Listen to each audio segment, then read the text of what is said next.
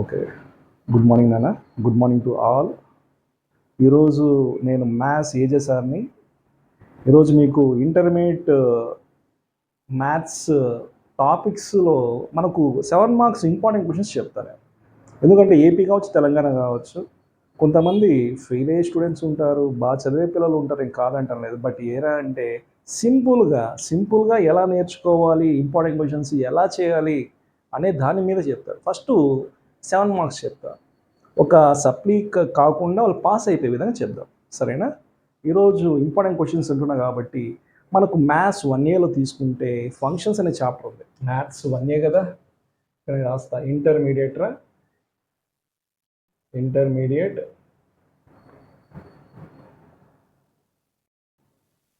Maths 1ఏ.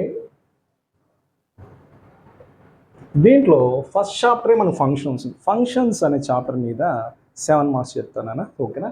Functions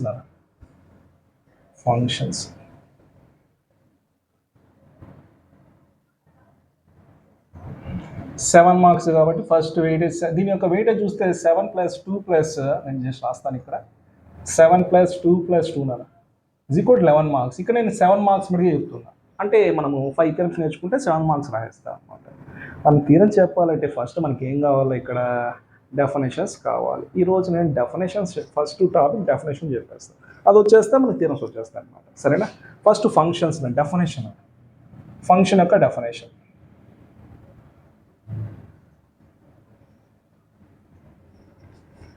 మామూలుగా function యొక్క definition అంటే ఇక్కడ చూడండి, F maps A tends to B is a function. ఇది ఫంక్షన్ ఎప్పుడు అవుతుంది అంటే is a function when for small A belongs to capital A there exist a unique small b belongs to capital B, then f is called function. నేను చెప్తా,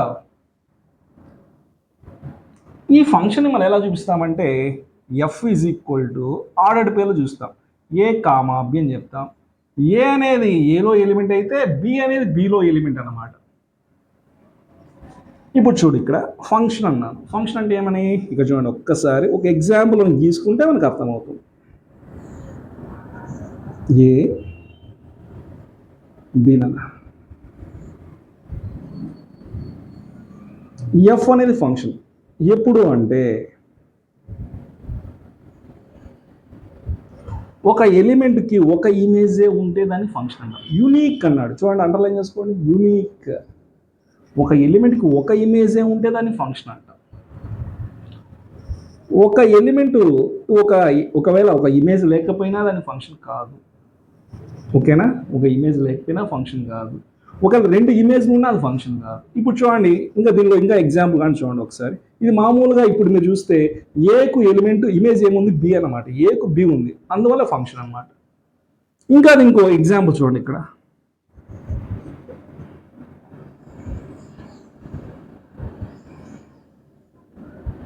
F ఉంది, A to be నానా. F is a mapping from A to be. ఇక్కడ ABC తీసుకుందాం, ఇక్కడ 1 2 3 తీసుకుందాం, ఎట్లా తీసుకునే ఇబ్బంది ఏం లేదు. చూడు, ఏకు ఒక ఇమేజ్ ఉందా, ఉంది. బికు ఇమేజ్ ఉంది, సికి కూడా ఇమేజ్ ఉంది.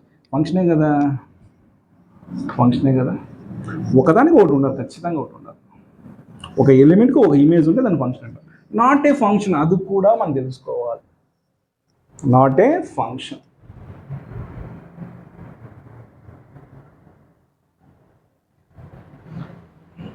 నెక్స్ట్ నాట్ ఏ ఫంక్షన్ చెప్తానా.